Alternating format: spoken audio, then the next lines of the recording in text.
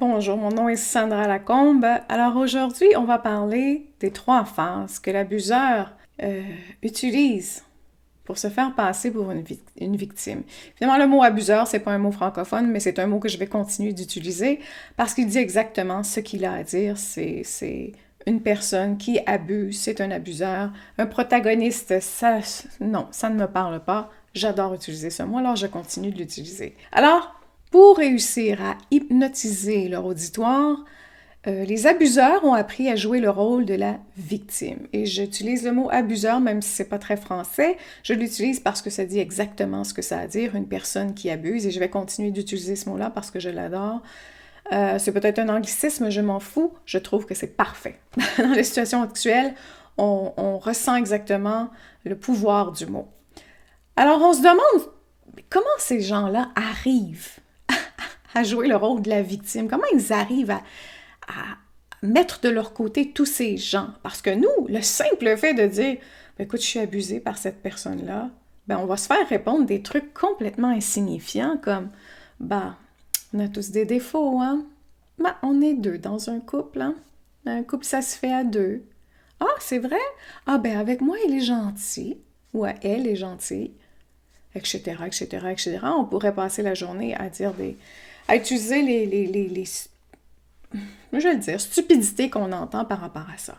Alors, comment ils arrivent à mettre les gens de leur côté? Comment c'est possible? Parce que c'est incroyable. On n'y arrive pas. Nous-mêmes, si on voulait, je pense qu'on n'y arriverait pas.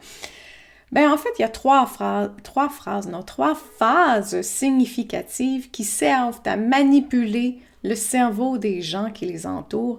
Ils sont très habitués d'utiliser ceci, ils savent comment s'y prendre. C'est extrêmement calculé, c'est extrêmement manipulateur et pour certaines personnes, c'est moins calculé peut-être parce que c'est une façon naturelle, une réponse naturelle de répondre à leur traumatisme, mais ils savent exactement ce qu'ils font. Euh, ou du moins, ils savent exactement ce qu'ils veulent obtenir comme réponse. C'est ce que je vais dire.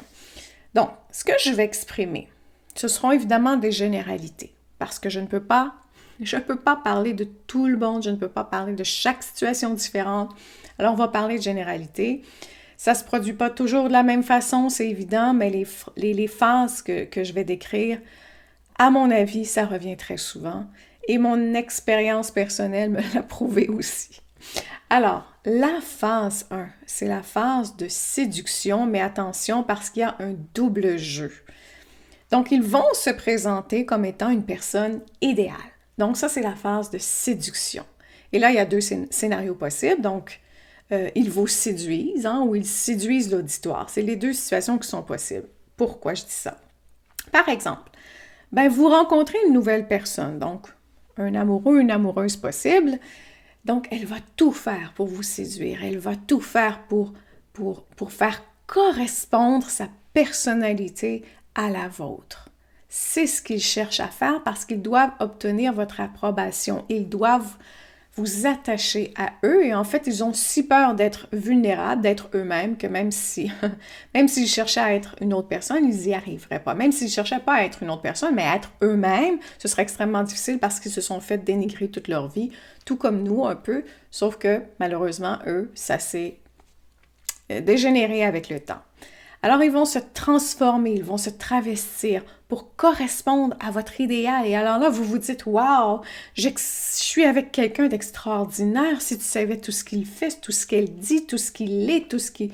On est pareil, on est jumeaux, on est des âmes, des flammes, des flammes jumelles, c'est ça, des flammes jumelles.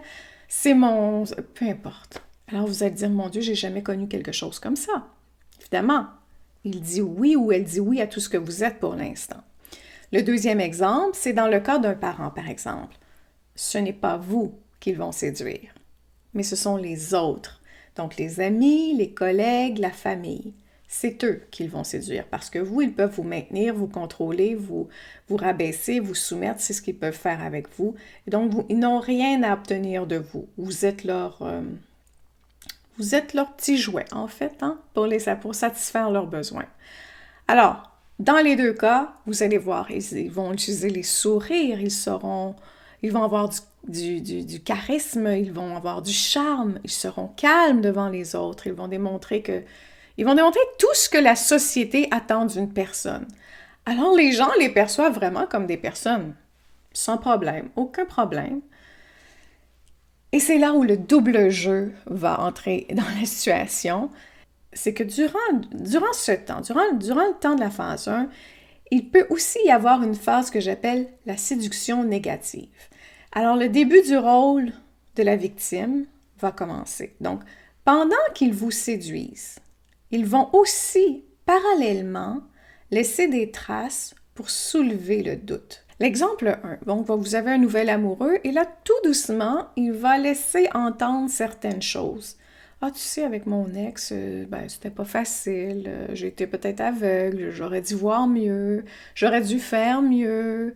Tout ça, c'est plausible et c'est pas négatif en soi, c'est une ouverture, c'est possible qu'il ait été dans une relation toxique. Tout ça, c'est plausible. Alors, vous ralliez à la personne en disant, j'ai vécu la même chose, je te comprends.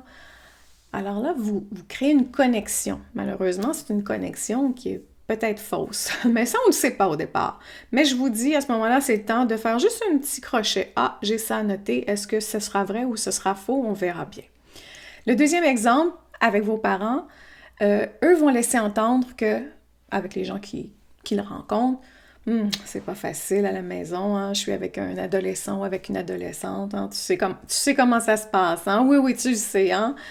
Ah, je fais tout pour l'aider, je suis là, je suis présent, je pense aller voir un psychologue parce que je pense, puis y aller, c'est deux choses complètement différentes. Mais tu sais, on laisse entendre que je suis tellement un bon parent que je pense que je vais passer à l'étape d'aller voir un psychologue. Il y a une troisième chose aussi, un troisième exemple que j'aimerais vous partager, c'est vous avez une nouvelle amoureuse, un nouvel amoureux, et là, celui-ci ou celle-ci va vous couvrir d'attention, va vous couvrir d'éloges et vous êtes parfait pour elle. Il a hâte de faire des voyages avec vous. Ah, la vie, elle est merveilleuse. Mais, le double jeu, les mots vont changer. Donc, ils vont modifier ce que vous avez dit. Par exemple, vous allez dire quelque chose. Ils vont réutiliser vos mots, aller voir leurs amis et les déformer, parce que c'est ce qu'ils font de mieux, c'est déformer ce que vous avez dit pour qu'elles aient l'air bizarres ou inquiétantes. Alors déjà là, ce qu'ils font, c'est de doucement poser des petites croyances, une à une, dans le cerveau des gens qui sont autour d'eux. Alors, une petite croyance à la fois qui paraît complètement naïf. Je veux juste simplement m'assurer que je ne serai pas avec une personne, tu me connais, j'ai tendance à être avec des personnes toxiques. Alors, c'est comme ça qu'ils s'y prennent. Ils sont en train déjà de modifier le cerveau des gens. Ils sont déjà en train de dire « Oh, je pourrais peut-être être une victime, est-ce que c'est possible? » Et les gens y croient. Et là, on tombe dans la phase 2. C'est la phase de la manipulation et du gaslighting. Le gaslighting, c'est une expression qui vient, je crois, des Américains parce qu'elle est tirée d'un film qui portait ce nom. Donc, ce qu'on essaie de faire, c'est de vous faire passer pour un fou, pour une folle. Mon Dieu, elle hallucine, elle est complètement dégénérée, paranoïaque, elle dit des choses qui sont complètement fausses. Je pense qu'elle a besoin d'aide psychologique, je ne sais pas quoi faire. Donc, dans la phase 2, la manipulation, le gaslighting peuvent être utilisés. Et c'est là où vous commencez à décrire. Vous, personnellement, là, ce que vous allez faire, c'est que vous allez commencer à voir des choses bizarres et vous allez commencer à décrire ce qui se passe. Hein? Ce que vous observez chez la personne, appelons-la toxique ou l'abuseur, là, vous allez l'observer, vous allez observer ce qui se produit. Vous pouvez aussi commencer à voir que les comportements de leurs amis sont peut-être inadéquats avec vous. Vous vous dites, mais pourquoi? Pourquoi on dirait qu'ils me détestent déjà un peu? Ça peut se produire. Moi, ça m'est déjà arrivé. Tu ne connais même pas encore la personne et il te déteste déjà. Pourquoi ces amis, on dirait qu'ils ne sont pas intéressés à m'inclure à leur groupe d'amis? Donc, de plus en plus, vous allez prendre conscience de ce qui se passe et vous allez l'expliquer justement à l'autre personne, naïvement, en espérant qu'il vous aide à comprendre peut-être. Avec vos parents, ça peut se produire vers le début de ce qu'on appelle l'adolescence. Hein? Vous commencez à vous rebeller, vous mettez des mots sur ce qui se produit avec le peu de vocabulaire que vous avez, avec le peu de compréhension que vous avez. Alors, ça sort un peu tout croche, hein, ça sort plutôt en mécontentement, en colère, en rage ou en expression de vos besoins. Vous exprimez ce qui se passe, ce que vous voyez dans leur comportement chez vos parents. Et dans les deux cas, c'est la phase où le rôle de la victime va s'affirmer encore plus fort en eux et votre réaction va leur permettre de s'autoriser à jouer la victime, justement. Donc, vous allez être en colère, peut-être, ou une réaction du genre. Vous allez être de plus en plus inquisiteur, vous allez de plus en plus chercher à comprendre, et c'est là où ils vont utiliser ceci pour jouer le rôle de la victime. « Oh, il a fait ça, mais moi, j'ai rien fait. » Hein? C'est fait de façon très intelligente, c'est réfléchi. Donc, dans la relation de couple, j'ai vu beaucoup de mensonges. Ça aussi, les mensonges, c'est de la manipulation, en fait. Ça peut être aussi du gaslighting, entre autres. Alors, c'est facile d'obtenir la sympathie des autres quand tout ce qu'on dit, quand tout ce qui sort de notre bouche est un mensonge, est raconté où il n'y a que 10%, 5% de vérité. Quand on raconte n'importe quoi, on peut obtenir n'importe quoi comme réponse. Quand on est prêt à dire ce qu'il faut pour faire réagir les autres, ça fonctionne.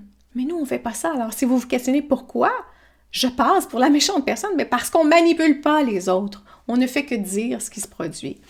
Alors, les mensonges, comme je disais, servent à manipuler, à obtenir l'approbation des autres. C'est ce qu'ils font. Et je vais vous donner un exemple.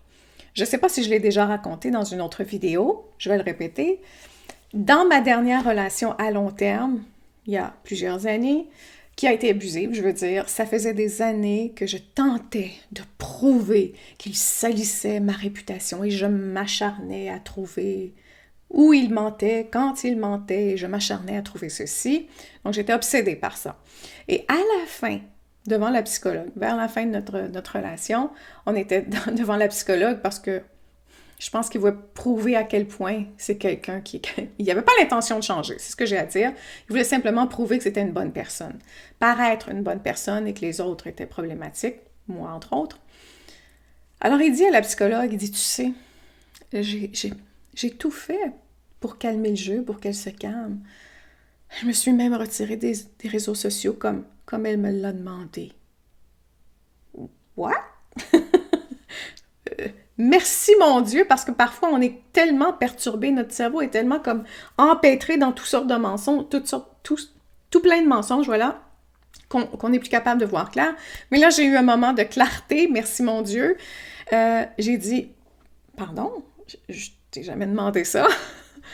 Et là, j'ai dit la vérité parce que ça aurait pu arrêter là, mais j'étais assez vive d'esprit à ce moment-là. Je ne sais pas pourquoi, parce que généralement, quand on est en colère ou en panique, on n'arrive plus à bien s'exprimer. J'ai réussi à m'exprimer. J'ai dit « Non, tu m'as appelé, j'ai reçu un appel de toi, tu m'as appelé sur mon cellulaire, je me rappelle exactement j'étais où. Tu m'as dit « Écoute, je viens de supprimer tous mes comptes parce que j'ai un problème avec la pornographie. » Une légère différence dans la situation. Voyez-vous? Ça fait une énorme différence quand tu parles aux gens autour d'eux. Imaginez un exemple, mais prenez 100 exemples comme ceux-là. Pour qui je pense? Alors, c'est ce qui se produit. Donc, tous les gens qui ne vous connaissent pas, qui ne connaissent pas en fait la vérité non plus, et qui se font imprégner de mensonges depuis des mois, depuis des semaines, depuis des années, comme ce que je viens de décrire, bien, que pensez-vous qui va se produire? Vous êtes une mauvaise personne, c'est sûr. Et c'est là, en fait, où j'ai eu la preuve durant ce moment, où j'ai eu la preuve de ce que je cherchais. Les gens me jugent et me détestent, basés sur de purs mensonges. Donc, ils manipulaient les situations, ils manipulaient les paroles, ils manipulaient les gens pour se faire passer pour la victime d'une fille dérangée, extrêmement contrôlante. Visiblement, je devais être contrôlante à leurs yeux si j'empêche les gens d'être sur les réseaux sociaux. Hein? Mais rien de ça était vrai. En fait, c'était le contraire. Donc, avec vos parents, plus ils se retrouvent près du pôle de l'extrême immaturité émotionnelle, plus ils vont être narcissiques, hein, plus ils vont être égocentriques, donc plus ils vont dévier vers l'irrationalité. Donc, ils vont dénigrer tout ce que vous dites et c'est là où ils vont se venger en utilisant les autres adultes comme des alliés. Hein. Ils ont besoin d'aller chercher des gens pour leur donner raison. Et là, ils se diront de parfaits parents. Voici ce que je fais. Je suis tellement pris avec un enfant difficile, voire insupportable. J'ai tout essayé. Alors, ils vont prendre... Quand j'entends j'ai tout essayé, là, c'est je l'ai fait une fois, j'ai jamais réessayé par la suite. Évidemment, quand on a torturé son enfant en le négligeant émotionnellement, en l'abusant psychologiquement aussi, ça ne change pas du jour au lendemain quand on essaie de changer. Imaginez-vous ça. Ensuite, il y a la phase 3. Ça, c'est la phase que j'appelle la phase de rejet et la phase d'acquisition. Rejet et acquisition. Dans cette phase, vous ne servez plus à rien parce que vous ne vous soumettez pas. Vous ne vous laissez pas dire que vous êtes dérangé.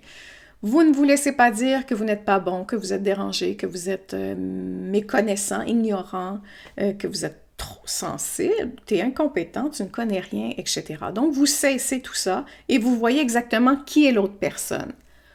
Comme vous n'offrez pas à l'autre personne l'idée qu'elle est extraordinaire et qu'elle a raison et que vous allez plutôt mettre sous le projecteur ce qu'il tente de cacher aux autres, vous êtes dangereux. Et là, on doit vous éliminer en quelque sorte.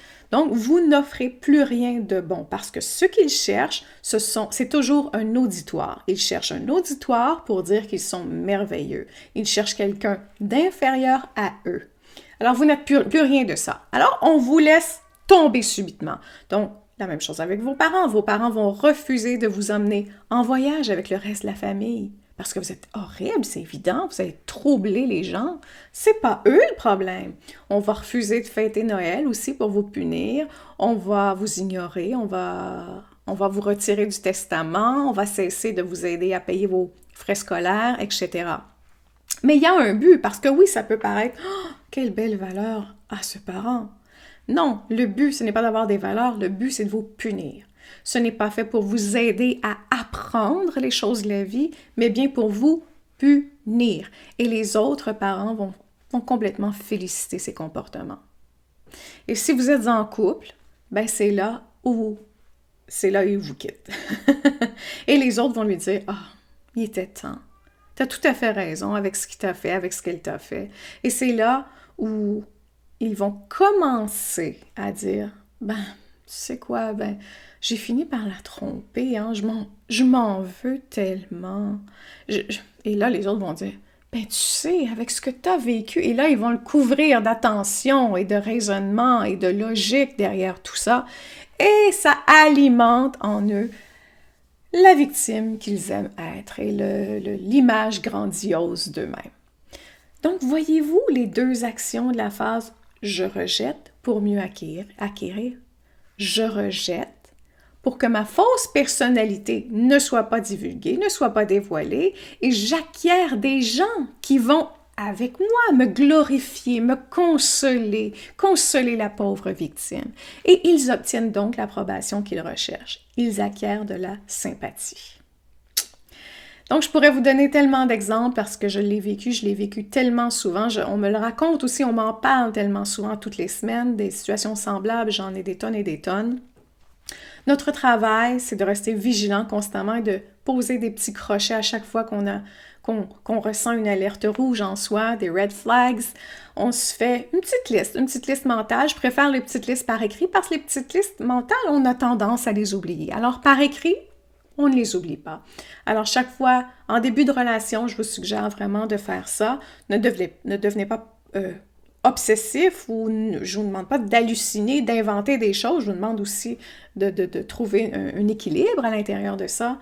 Mais il y a beaucoup de gens émotionnellement immatures. Il y a de plus en plus de gens toxiques et narcissiques, on dirait bien. Je ne sais pas si c'était pire avant ou maintenant, mais bref, on en a beaucoup.